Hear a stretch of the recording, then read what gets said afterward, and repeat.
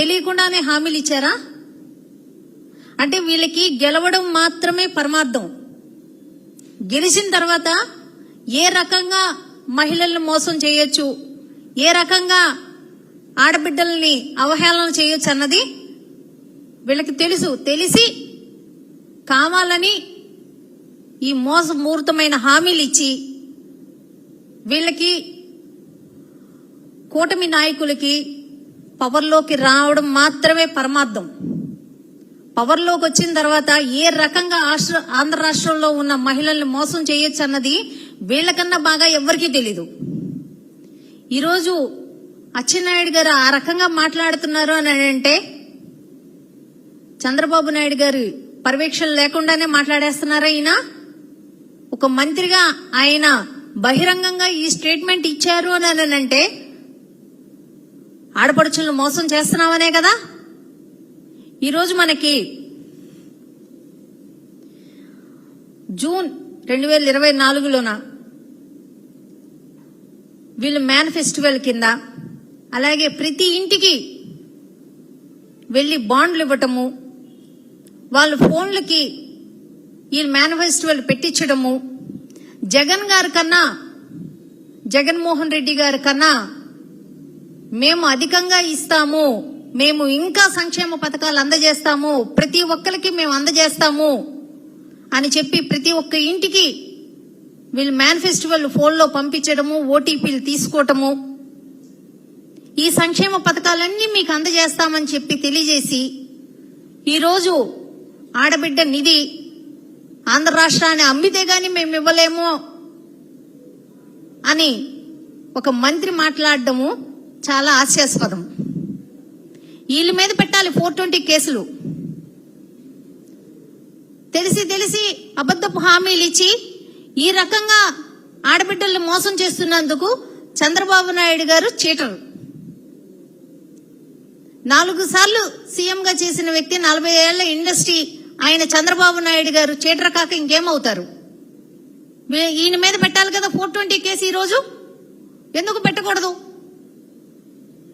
ఏ రకంగా మహిళలకి ఇంత మోసపూరితమైన హామీలు ఇచ్చి ఈ రకంగా ఈ రోజు మహిళలకి ఈ రకంగా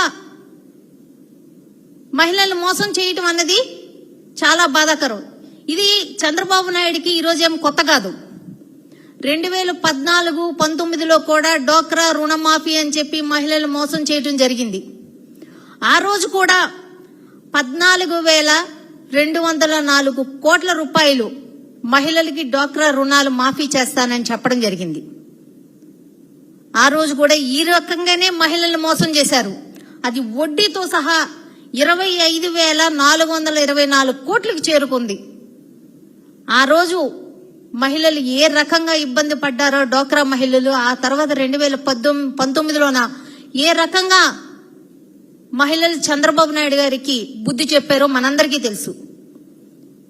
ఈరోజు ఆడబిడ్డ నీదని చెప్పి 18 ఏళ్లు దాటిన ప్రతి ఒక్క మహిళకి, 59 ఏళ్ల లోపు ఉన్న ప్రతి ఒక్క మహిళకి మేము నెలకి 1,500 చొప్పున ఆడబిడ్డ నిధి కింద అందజేస్తామని చెప్పడం జరిగింది. ఈరోజు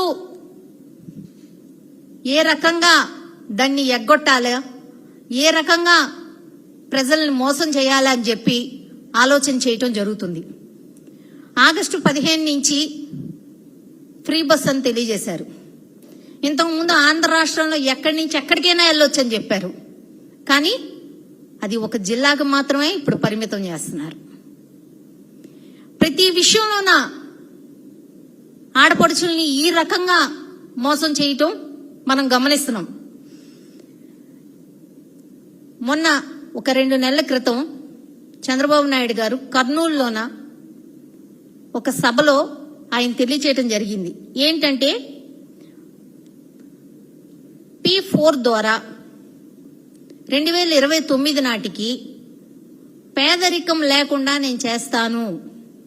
ఇంకా పేదరికంలో ఇంకా ఎవరైనా మిగిలిపోతే వాళ్ళని ప్రభుత్వము ప్రైవేట్ ఇద్దరు సమన్వయంతోని అనుసంధానంతోని P4 ద్వారా ప్రతి ఒక్క మహిళకి ఆదాయాన్ని పెంచే అవకాశం కల్పిస్తారంట.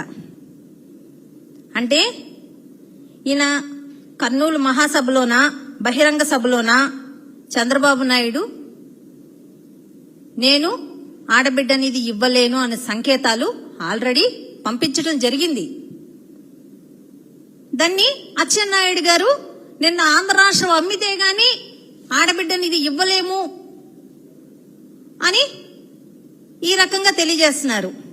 అంటే నిదానంగా 2 నెలల క్రితం ఆయన, ఇప్పుడు ఈయన 1 by 1 ఇలా చెప్పుకుంటా వచ్చి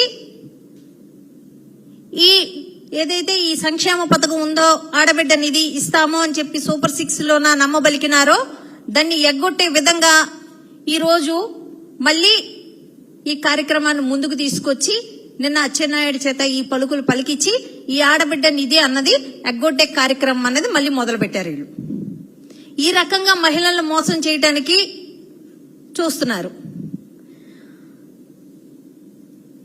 వీళ్ళకి గెలవడమే పరమావధి గాని వీళ్ళకి ఎలాంటి చిత్తశుద్ధి లేదు.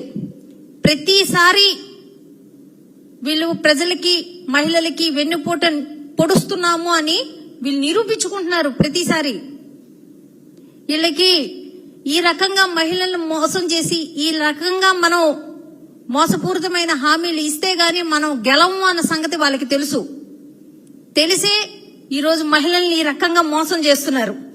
అదే గతంలోన జగనన్న నవరత్నాలు అనౌన్స్ చేసినప్పుడు మరో శ్రీలంకగా మారిపోతుంది ఆంధ్ర రాష్ట్రం అని చెప్పింది చంద్రబాబు నాయుడు. మరి అదే చంద్రబాబు నాయుడు గారు అదే ఎలక్షన్ ప్రచారాల్లో తిరుగుతూ జగన్మోహన్ రెడ్డి గారు ఏదైతే సంక్షేమ పథకాలు అందజేస్తున్నారో అవన్నీ నేను అమలు చేస్తాను, ఏ ఒక్కటి నేను ఆపను అని చెప్పారు. అంతకన్నా ఎక్కువ నేను ఇస్తాను అని చెప్పి మేనిఫెస్టో వాళ్ళు తయారు చేయడం జరిగింది. మరి 40 ఏళ్ల ఇండస్ట్రీకి ఈయన ఇస్తే శ్రీలంకగా మారిపోద్దని తెలీదా? మరి ఏ రకంగా ఈయన ఆంధ్ర రాష్ట్ర ప్రజలకి చెప్పాడు? ఏ రకంగా ఈయన హామీలు ఇచ్చారు? మరి ఈయన చేస్తే శ్రీలంకగా మారిపోదా మరి ఆంధ్ర రాష్ట్రం? అదే జగన్మోహన్ రెడ్డి గారి పరిపాలనలోన మనం ఆసరా మహిళలకి మనం 2,10,58,615 మంది మనకి ఆంధ్ర రాష్ట్రంలోన మహిళలకి ఆసరా రూపంలోన జగన్మోహన్